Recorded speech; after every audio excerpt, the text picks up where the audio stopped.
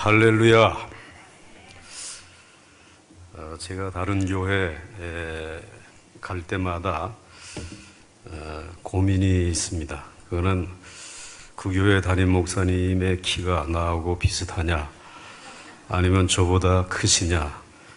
저보다 크시면은 제가 될 수 있으면 안 가려고 합니다. 이 마이크를 조정을 해야 되는 게 자존심도 상하고, 그리고 여기 서게 되면 교인들이 보이지가 않습니다. 저를 볼 수가 없고. 근데 저는 이광재 목사님이 이렇게 키가 크신지 모르고 가겠다라고 이렇게 순종을 했는데, 정말 와 보니까 키가 크시고 그리고 귀한 목회를 하시는 모습에 도전을 받습니다. 또 지난 6월 5일에 하나님의 부르심을 받은 저희 아버님 김성일 장로님의 그 장례를 여러분들에게 알려드리지 못하고 그냥 하관하는 자리에만 소식을 전해드렸는데, 그래도 또 여러분들도 오셔서 많이 위로해 주시고 그리고 격려해 주셔서 참으로 큰 힘이 되었습니다. 사실 저희 본교회에도 알리지 아니하고 장례를 그냥 소리 없이 치루었는데, 그 마지막 그래도 아버님 심우하던 교회에는 알려드려야 되지 않느냐. 제 아우가 이제 그런 이야기를 해서 형이 동생만큼 생각하지 못했다, 이렇게 좀 용서를 빌고 연락을 드렸습니다. 그럼에도 불구하고 그 이른 시간에 멀리 오셔서 위로해 주신 우리 목사님과 그리고 또 우리 장로님들 당회 그리고 교회 앞에 진심으로 감사를 드립니다. 제가 이 대조제일교회에 청년 때 고등학교를 졸업하고 청년 때에 이 교회에 출석을 하고 교회학교 교사와 그리고 또 뭐 찬양대원들을 찬양대로 이제 헌신을 하다가 장로의 신학대학에 이제 가서 그리고 목회자의 길을 이제 걸었습니다. 그때 교회를 떠나고 상당히 오래간만에 저희 모교회죠. 여기를 찾아오게 되었는데, 그래서 일부러 옛날에 언덕 위에 높이 있었던 그 교회를 생각을 하고 전철을 타고 불광역에 내려서 골목을 찾을 수 있겠나, 이런 생각을 가지고 찾았는데, 역시 대조제일교회는 너무 높은 곳에 있기 때문에 절대로 길을 잃어버리지 않겠다고 어디서든지 찾아올 수가 있겠더라고요. 그래서 찾아왔는데, 이렇게 새롭게 건축된 교회 본당에서 오늘 또 예배를 드리는 감격을 맛보게 돼서 제가 얼마나 감사한지 모릅니다. 이광재 목사님에 대해서는 제가 기독 공부를 통해서 좋은 설교 말씀이 계속해서 연재돼서 많은 은혜를 받았는데, 목사님이 설교도 변변치 못하는 저를 오라고 해서 순종하고 오긴 왔습니다. 아마 여러분들을 졸지 않게 해야 설교를 잘하는 것이고, 그리고 길게 하지 않고 짧게 하는 것이 은혜를 끼치는 것이 아닌가, 이런 생각을 이제 가져봅니다. 사실 이 본문은 사무엘하 22장의 이 본문은 다윗이 인생의 이제 거의 노년에 하나님 앞에 갈 날이 다가올 때에 인생을 회고해 보면서 지은 그 회고록이나 다름이 없습니다. 그 다윗이 내가 지금까지 무엇을 해왔는가, 더듬어 보니까 다윗은 상당히 많은 재능이 있는 사람이었습니다. 어려서는 양을 쳤고, 또 양을 치면서 비파와 수금을 가지고 이 노래하는 일에 관심이 있었고, 또 그는 또 좋은 시를 쓰는 시인이었고, 그리고 전쟁에 나가 전투를 하고 또 정치를 하는 왕이었고, 뭐 생각해 보니까 하는 일이 너무나 많았습니다. 그런데 그 많은 일 가운데 하나님이 내게 그래도 제일 은혜를 많이 베풀어 주신 분야가 어디인가 생각을 해 보니까 싸움하는 일이었습니다. 전쟁에 나가서 전투하는 일이었습니다.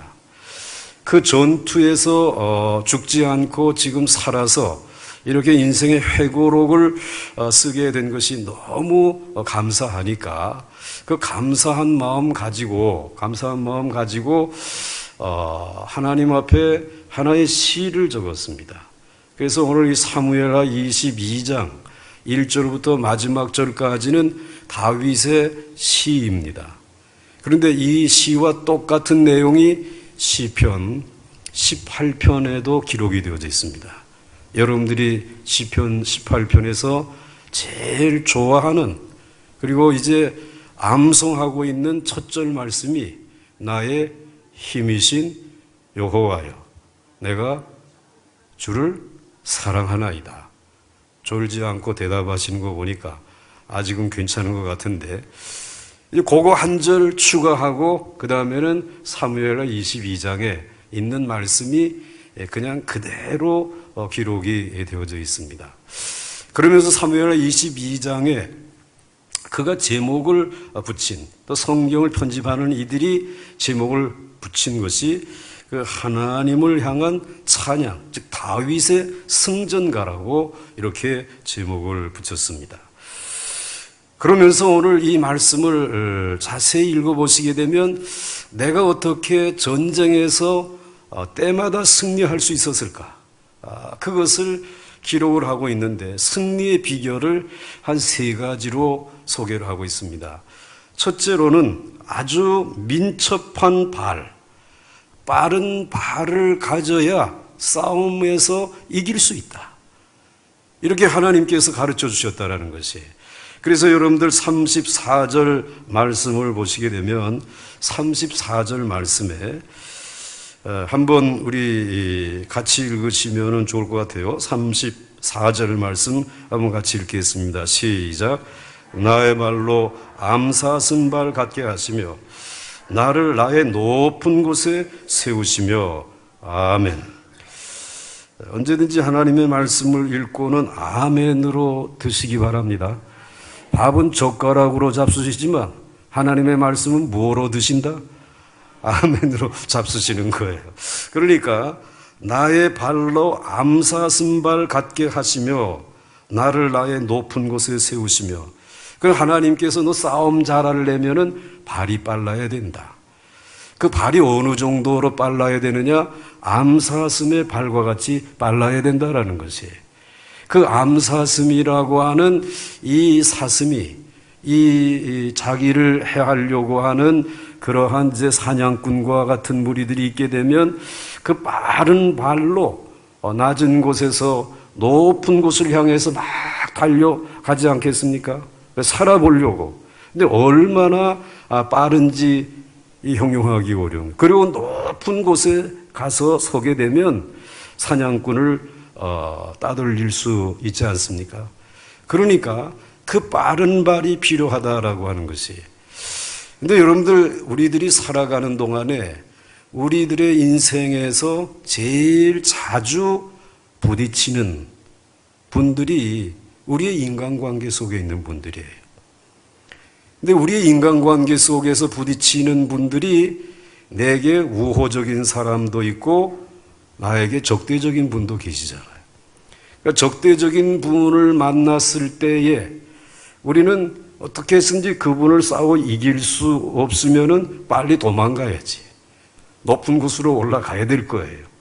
그런데 나에게 우호적인 분을 만나게 되면 굉장히 자꾸 그분에게 의지하게 되고 또 그분의 도움을 받고 싶어 하고 뭐 이제 이러한 순간에 우리들이 머물게 되어진단 말이에요. 그런데 여러분, 우리들이 인생을 살아가면서 하나님의 주신 영적인 싸움에서 하기 위해서는 내게 적대적이든 우호적이든 사람에게 연연해서는 안 된다. 아무리 우호적인 사람이라고 하더라도 그분은 사람이기 때문에 그 사람에게 독이 있다 이 말이에요.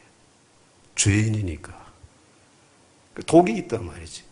그렇기 때문에 오늘 하나님께서는 다윗에게 너는 암사슴의 발과 같이 빨리 모든 관계 속에 머물지 말고 인간의 관계를 벗어버리고 높은 곳으로 올라가라. 그 높은 곳으로 올라가게 되면 거기는 아무도 없습니다. 고독한 곳이에요. 외로운 곳이에요.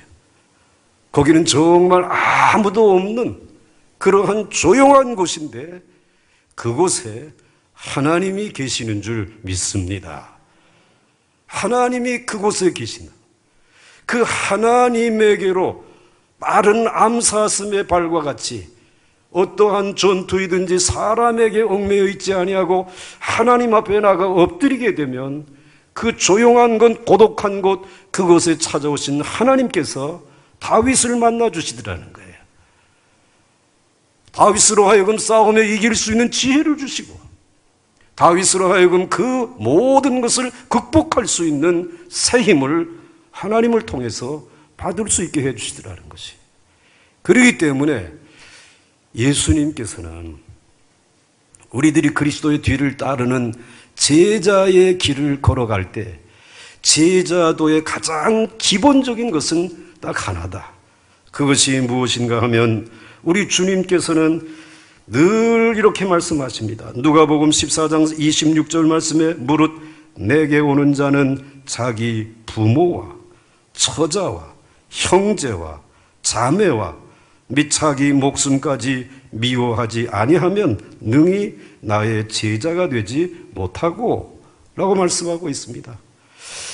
부모를 떠나라, 처자를 떠나라는 거예요. 형제를 떠나라는 거예요. 자매를 떠나라는 것이 모든 인간관계를 떠나고 오직 나의 제자가 되어 나만을 의지하면서 단순한 모습으로 나를 따르라. 그러면 주님이 부모가 되어주신다는 거죠. 부모님이 너의 힘이 되고 이제 능력이 되어지는 것이 아니라 예수님께서 내 모든 삶에 책임을 져주시겠단 말이에요. 그것이 제자도의 핵심입니다. 그러므로 여러분, 우리 그리스도인의 삶의 힘은 많은 사람에게서부터 오는 것이 아니라 오직 주님만을 의지하는 단순함에서 우리에게 힘과 능력과 은혜가 임하는 줄 믿으시기 바랍니다. 그 단순함, 그 빠른 발로. 그래서 여러분들이 인생에서 승리하기를 원할 때 언제든지 사방을 둘러보지 마시고 내가 암사슴의 빠른 발을 가지고 높은 곳으로 올라가서 하나님을 대면해야 되겠단 말이지. 이런 마음을 가지게 되면 하나님께서 우리를 도와주시지 않겠어요? 제가 이 대조제일교회에서 받은 은혜가 참 많습니다. 그런데 그 가운데 하나가 우리 이제 전유성 목사님도 같이 이제 이 선교회, 오도 선교회라고 하는 사역도 같이 하고 그 전에 이제 이 최용문 목사님이라고 여러분들 우리 이 대조제일교회에 이제 초대 목사님이시죠, 그분이? 아마 그분인데 그 최용문 목사님이 늘 저희들에게 가르친 것이 있었습니다. 그거는 예배를 끝나고 집으로 돌려보내지 않아요. 그 옛날 교회당에는 이 강대상에 요만한 통로가 하나 있어가지고 거기다 다 집어넣어요. 그럼 캄캄한 굴 같은 강대상 아래에 들어가가지고 은혜 받을 때까지 기도를 시키는 거예요. 그래가지고 은혜 받다가 그렇게 전화가 따르릉 하고 오게 되면 기도하다가 은혜가 오는 줄 알고 우리들이 이제 그때 막 방언도 하고 이제 이런 은혜를 받았는데 무척 기도를 아주 강하게 훈련시켰어요. 그때는 참 힘들고 왜 목회를 저렇게 하시나 이제 이런 생각이 들 정도였어요. 그런데 가만히 생각해 보니까 지금 돌이켜 보니까 목회의 승리의 비결은 다른 데 없다. 암사슴의 빠른 발과 같이 사람과의 관계 속에서 벗어나서 하나님 앞에 가는 것이다. 단순한 것. 기도하면 길이 열려질 줄로 믿습니다. 기도하면 하나님의 은혜가 임할 줄로 믿습니다. 그 마음 가지는 거예요. 그래가지고는 여기다가 집어넣기만 하시는 것이 아니라 가끔 가다는 또 저 산꼭대기 우국기도원이라고 하는 데가 있었습니다. 아직도 있는지 모르겠는데 그곳에다가 올려 보내놓고 그리고는 거기서 소리 지르고 기도하고 내려오도록 훈련을 시키셨어요. 하도 그때 소리를 질러가지고 제가 그때 목이 쉬어가지고 아직도 풀리질 않습니다.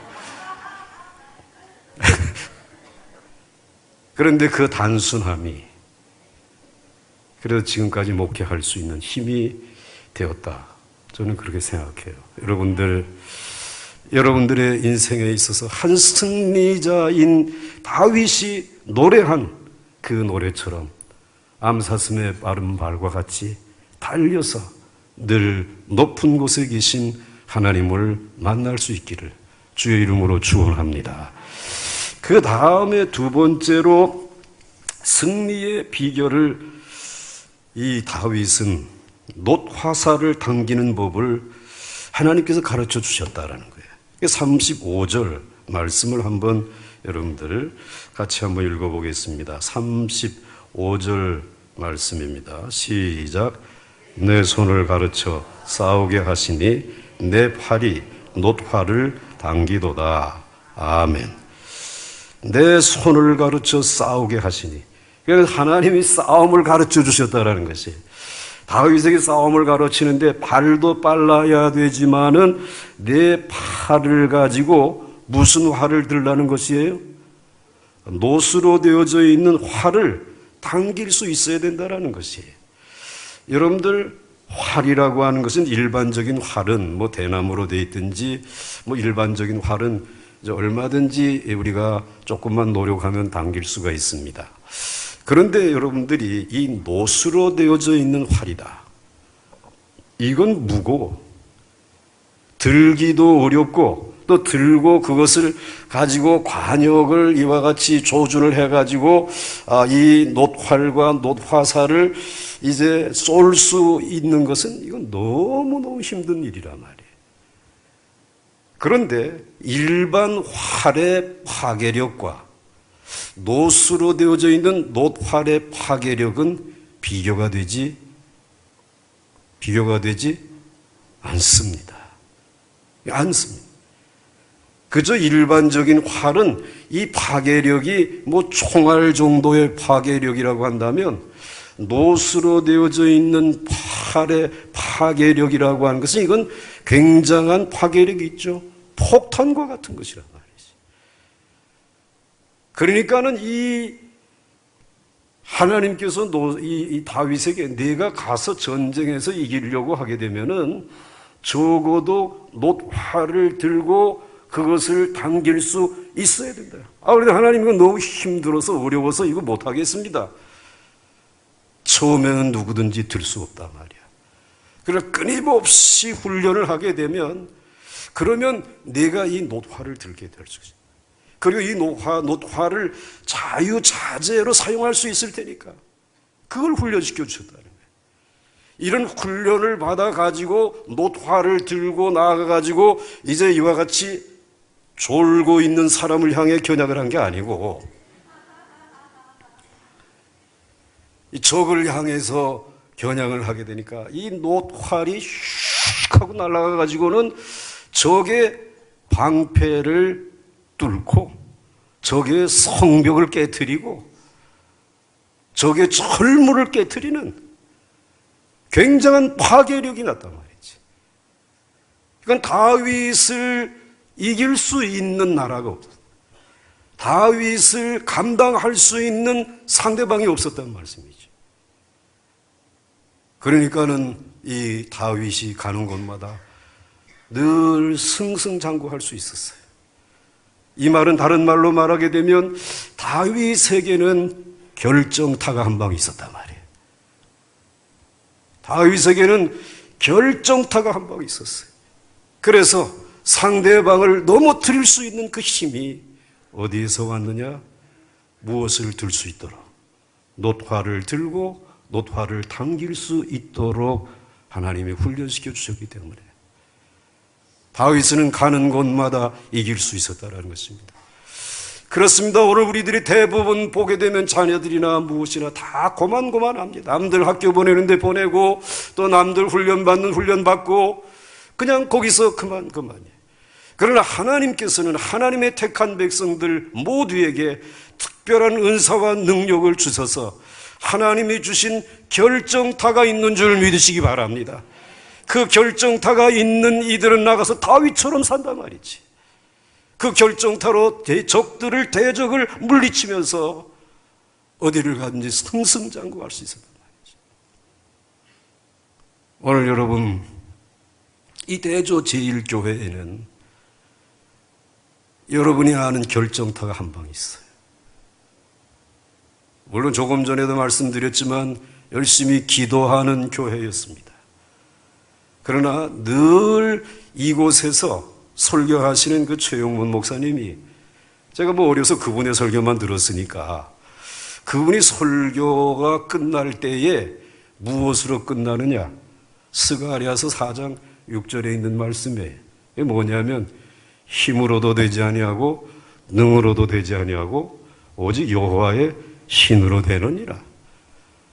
아멘도 안 하시는 거 보니까 여러분들 힘으로 하시는 모양인데 한번 따라서 해보십시다. 이게 힘으로도 되지 아니하고 능으로도 되지 아니하고 오직 여호와의 신으로 되느니라.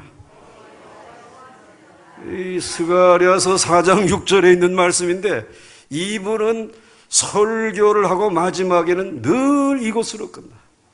절기 설교, 어린이 주일 설교를 하게 되면 어린이에 관한 얘기. 근데 그날도 힘으로 되지 않고 능으로 되지 않고 오직 여호와의 신으로 되느냐 말이야. 늘 이것으로 끝나는 거예요. 저는 그때 어린 나이에 설교를 들으면서 우리 목사님은 설교 준비 되게 안 하는가 보다 말이야. 밤낮 힘으로도 되지 않고 능으로도 되지 않고 오직 여호와의 신으로만 된다는 얘기만 하시는데 말이지. 그런데 제가 이제 목회를 하면서 제가 보광중앙교회에 부임을 해서 갔는데 그때가 33살이었습니다. 33살에 교회를 건축을 하고 담임 목사님이 떠나시고 빚이 얼마나 많은지 그 빚 이자만 가지면은 저 잠실에 가면은 아파트를 한 채 살 수 있을 정도였어요. 그런 빚쟁이들이 설교하러 올라가려고 하게 되면은 멱살을 잡고 돈 내놓으라. 우리가 헌금하게 되면 헌금을 우리 교회 재정 집사님이 재정 이 회계를 보지 못하고 지네들이 가지고 가서 다방에서 나눠 가지고 가. 세상에 그런 일이 어디 있어요? 전기, 수도, 전화 다 끊겨지고 얼마나 힘들었는지 몰라요. 나이 어린 목사가 가서 목회를 해봤나? 교목만 이제 한 6년 동안 하다가 이 목회라고 하는 걸 처음 해보는데 길이 있었어요. 근데 또 장로님들은 제가 꽤나 목회를 이제 잘 하는 줄 알고 목회의 비전을 제시하라고 그러고 무슨 표가 있어야 되지 않냐 말이지. 이런 얘기를 자꾸 하시는 거예요. 84년도에 부임하고 그리고는 3월달에 부임했는데 12월이 되어지는데 새해 뭔가 표현을 하나 걸어야 되겠는데 내 머릿속에 깊이 뿌리 박힌 표가 하나 있었어요. 힘으로도 못하고 능으로도 못하고 오직 여호와의 신으로 되느니라. 그걸 갖다 떡하니 갖다 붙였다니까. 대조 제1교회 전매 특허를 갖다가 붙여놨어. 그러니까 이거 성령님이 다 하신다는 말이지. 책임을 다 거기다 갖다가 이제 일임해버린 거예요. 그리고 85년도, 그리고 이제 86년도, 하나님께서 86년도 6월이 가기 전에 그 많은 빚을 다 해결해 주셨어요. 그리고 헌당할 수 있게 해주셨어요. 그러니까 또 위임도 시켜주시더라고. 그래서 위임 목사가 됐어요. 그 한 방이 바로 대조제일교회에서 그 목사님이 어렸을 때 그냥 귀에 딱지가 매기도록 말씀해 주신 놋화를 들어라 말이야. 내 목회에 한 방이 필요하단 말이야. 그건 내 힘으로 되는 게 아니라 말이야. 내 능으로 되는 게 아니라 말이야. 오직 여호와의 신이 하시는 일이란 말이지. 큰 산들이 낮아지고 작은 산들이 돋아지면서 아버지 하나님께서 새로운 성전을 이루어 가시는 그 놀라운 환상을 그 스가랴에게 보여주면서 네가 하는 거 아니다. 여호와의 신이 이 일을 감당할 수 있도록. 그래서 신약교회에 이 성령을 우리에게 부어주신 줄 믿으시기 바랍니다. 그 능력으로, 그 은혜로 제가 위기를 넘겼다니까요. 위기를 넘겼대. 지금은 제가 교인들 앞에서 힘으로도 되지 않냐고, 능으로도 되지 않냐고, 여호와의 신으로 된다고 하게 되면 눈 하나 깜짝 안 하고.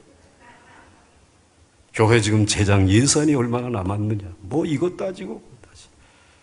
여러분, 그분 앞으로 돌아갈 수 있기를 주의 이름으로 축원합니다. 성령이 이 지역의 재개발로 새로운 변화가 일어날 때 여기에 생명수가 흘러 넘칠 수 있도록 여러분의 교회의 온 성도들에게 놋화를 들게 해주시고 당기게 해주시고 대제조일교회 가게 되면 무언가 결정타가 있는 교회다 말이야. 이런 소문이 나 갈 줄로 믿습니다. 한 승리자의 노래. 그 다음에 이제 마지막으로 짧게 해야 된다고 아까 얘기를 했기 때문에 이제 마지막으로 마지막 다음에 끝으로라는 게 있습니다. 그래서 이제 이 마지막 세 번째, 물론 발이 빨라야 돼. 그리고 하나님의 은혜 안에서 뭔가 결정타가 하나 있어야 된단 말이에요. 놋화를 당길 수 있어야 된다는 거예요. 그러나 아무리 발이 빠르고 놋화를 들 수 있다 하여도 하나님의 은혜가 없으면 패할 수밖에 없는 거예요. 하나님의 크신 은혜가 나를 승리자로 만들었다라고 고백을 합니다. 36절 말씀 한번 같이 읽겠습니다. 36절 시작. 주께서 또 주의 구원의 방패를 내게 주시며 주의 온유함이 나를 크게 하셨나이다. 아멘. 한번 따라서 해보시기 바랍니다. 주의 온유함이 나를 크게 하셨나이다. 나 크게 되는 거 싫다라고 하는 사람은 어디 있어요? 다 크게 되고 싶어요. 오늘 이 다윗도 하나님께서 그를 크게 해주시지 않았습니까?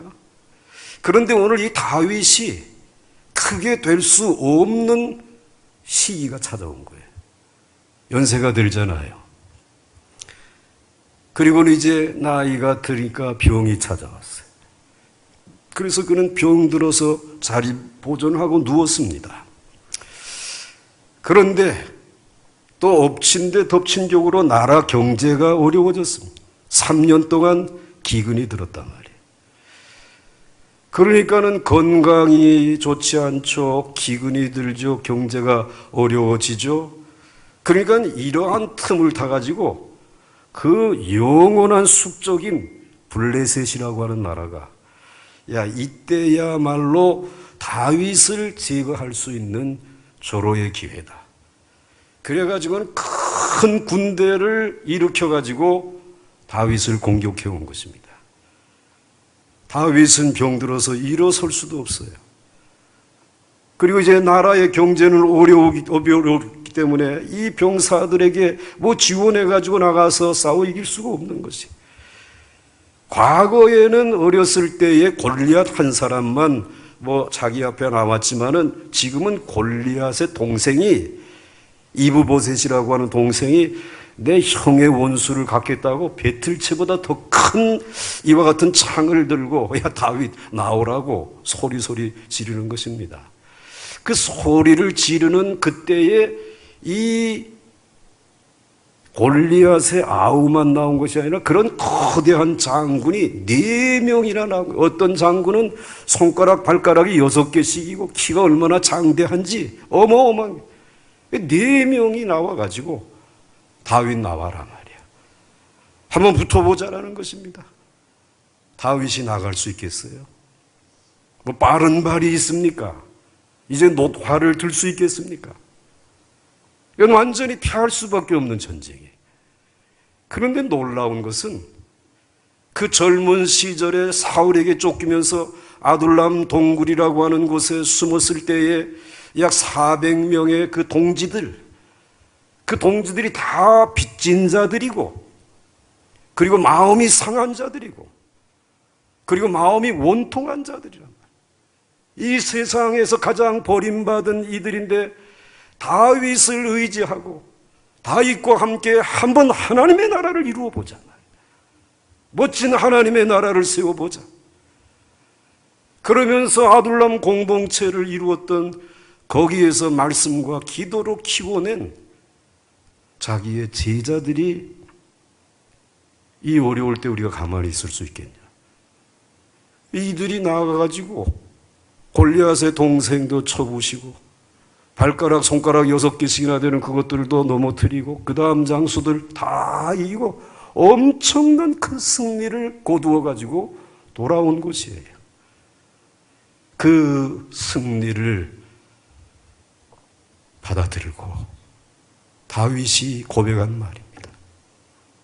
주의 온유함이 나를 크게 하셨나이다. 이건 내 힘이 아닙니다. 이것은 오직 하나님의 은혜인 줄로 믿습니다. 주의 그 온유함이 나를 크게 하셨습니다.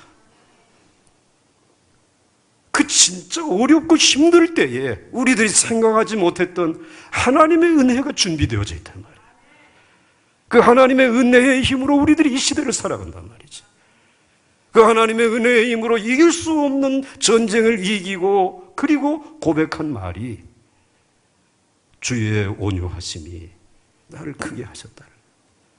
여기 온유한 말, 온유하심이라고 하는, 하나님의 온유하심이라고 하는 이 말을 다른 영어 성경에 보게 되면 주님의 섭리하심이. 여러분, 주님의 은혜는 하나님의 섭리인 줄 믿으시기 바랍니다. 하나님이 섭리하신단 말이에요. 그냥 내버려 두는 것이 아니에요. 그때를 위해서 마음이 원통한 자, 빚진 자, 그리고 정말 환난당한 그 자들을 다윗이 그저 말로만 위로했던 그들이 이제는 하나님의 섭리 가운데 큰 용사들로 바뀌어진 거죠. 이것이 주의 온유하심인 줄 믿으시기 바랍니다. 주의 온유하심이라고 하는 것을 다른 영어 성경에 보게 되면 이 여호와의 지키심, 보호하심이라는 거예요. 주님의 은혜는 저와 여러분을 지키시는 줄 믿으시기 바랍니다. 하나님의 거룩한 교회를 지키신단 말이지. 그리고 주의 온유하심이라고 하는 이 말은 정말 멋진 말입니다. 이 말은 주님께서 우리를 고치신다는 거예요. 사랑에 찬 고침. 마틴 루터가 번역해 놓은 그 성경을 영어 성경으로 영국의 성경을 번역했던 한 사람이 있어요. 그 사람이 이 본문을 뭐라고 번역을 했느냐. 좀 죄송하지만 한 번 더 따라 하십시오. 사랑에 찬 고침. 사랑에 찬 고침. 즉 주의 온유함이라고 하는 것은 오늘 다윗을 그냥 내버려 두서는 안 돼. 그러니까는 하나님께서 그냥 그의 능력 있는 손을 얹어버리게 되면 그래도 약해졌는데 완전히 제로가 되지 않겠어요. 먼지가 되지 않겠어요. 그렇기 때문에 하나님은 그때에도 저희들에게 가까이 다가오실 때 강한 힘으로 다가오지 아니하시고 가장 온유하고 부드럽고 사랑에 찬 손으로 찾아오셔서 우리를 고쳐주신단 말이에요. 우리를 회복시켜 주신단 말이에요. 너무 사랑하기 때문에 그렇게 해주신다는 말씀이지. 주의 사랑에 찬 고침. 하나님은 우리를 크게 해주시기 전에 먼저 주의 사랑에 찬 손길로 우리를 고쳐주신단 말이에요. 고침받으면 커질 수 있어. 고침받으면 더 강한 자로 나가서 일할 수 있다는 말씀이지. 고침받지 아니하고는 감당할 수 없어요. 그런데 고치실 때 하나님의 힘으로 우리를 치료하죠. 하나님의 손으로 누르면 우리는 망할 수밖에 없어요. 그런데 주님은 너무나 사랑에 찬 손길로 우리를 치료해서 그 온유하심으로 우리를 크게 하시는 은혜의 하나님이신 줄 믿으시기 바랍니다. 제가 이 대조 제1교회 오늘 제 얘기를 좀 많이 해서 죄송한데, 여기에 이제 출석할 때 청년 때에 폐결핵이 걸려드렸어요. 그래가지고는 재수하고 삼수하고 뭐 그러니까는 말이 아니지. 폐결핵이 걸렸을 때에 그래도 집안에 의사분이 계셔가지고 가서 형님에게 이거 좀 고쳐달라고 하니까 고쳐주겠다고 하면서 주사도 놔주고 약도 주시는데 내가 갈 때마다 섭섭했어요. 왜 바쁜데 너까지 와가지고 뭐나라 그러냐 말이지. 간호원도 약을 주는데 마치 던지는 것처럼 느껴지네. 자격지심이지. 그러니까 인간의 치료는 아무리 가족이라도 손에 상처에 닿으면 아파요. 그런데 그 해에 여름에 제가 청년부 회장이었어요. 그래도 이 대조제일교회 청년부 회장 출신이라니까 제가. 저기 저 철원에 가면 대한수동 거기에 회계바위라고 하는 바위가 있는데 거기에다가 이 최영문 목사님이 청년들을 다 올려다 놓고 야 회장 병복 있는 이리 오라. 그러더니 그 절벽에 얘네들 기도하가 떨어지지 않게 잘 지키라. 그러고는 기도를 시키는데 그분의 체격이 이 100kg가 넘는데 한번 안수를 하게 되면은 완전히 이게 부서져. 제가 그때 폐결핵이 돼가지고 45kg가 안 나가서 군대를 안 갔는데 그런데 그날 밤에 와서 저를 안수를 하는데 죽는 줄 알았습니다. 안수를 하고 아버지 사업 실패하고 병들고 그리고 집에 들어가면 잠잘 방이 없어서 밤에는 우국기도원에 올라가서 밤을 지새고 학교를 가던 그와 같은 때였는데 그때에 하나님을 향해 감사한 마음은 없었어요. 원망밖에 없었어요. 왜 우리를 이렇게 만드냐. 하나님이 주님이 오시게 되면 저는 이거 팔을 걷어붙이고 하나님과 싸울 마음이었어요. 그런데 그때에 그날 밤에 안수받은 그 밤에 찾아오신 주님은 못 박힌 손과 그리고 피 흘리는 그 얼굴의 모습을 가지고 저를 향해서 허리를 굽으시고 저를 머리끝에서 발끝까지 만져주시는 거예요. 얼마나 시원한지. 주의 온유하심의 손길이에요. 사람의 손길은 친척의 손길도 아픈데 그분의 손길은 얼마나 시원한지 몰라. 주님의 은혜와 사랑이 여러분에게 와 닿게 되면 여러분은 얼마나 행복해진지. 그러면서 이제 안수를 해 주시고 그리고 그런 주님을 체험하게 하시고 그리고 주님이 믿거나 말거나 야 내가 네게 뭘 주면 좋겠냐 물어보시더라고. 그때가 제가 장신대 학부 4학년인데 학교 선생이나 할까 뭐 이제 그랬는데 목회를 해야 되겠다. 주님 말씀을 좀 주십시오. 그래도 또 제대로 구한 것 같아. 말씀을 주셨는지 안 주셨는지는 모르겠어요. 여러분들이 설교를 들으면서 제가 그래도 그분에게 말씀의 은사를 조금은 받은 것 같기도 하면 여러분 오늘과 저녁 많이 잡수시고 그렇지 않은 거 자랑하는 것 같으면 여러분들 그냥 저녁 대충 잡수시기 바랍니다. 그 은혜 받았어요. 주의 사랑에 찬 고침이 있어. 주의 온유하심이 여러분을 크게 하시는 게 있다. 그 하나님의 은혜가 아니면 승리할 수 없는 것이에요. 그래서 이 귀한 승리를 그는 하나님 앞에 감사하면서 시인답게 마지막 결론이 무엇입니까? 시편 18편 1절에 한 절을 보탰어요. 나의 힘이신 여호와여 내가 주를 사랑하나이다.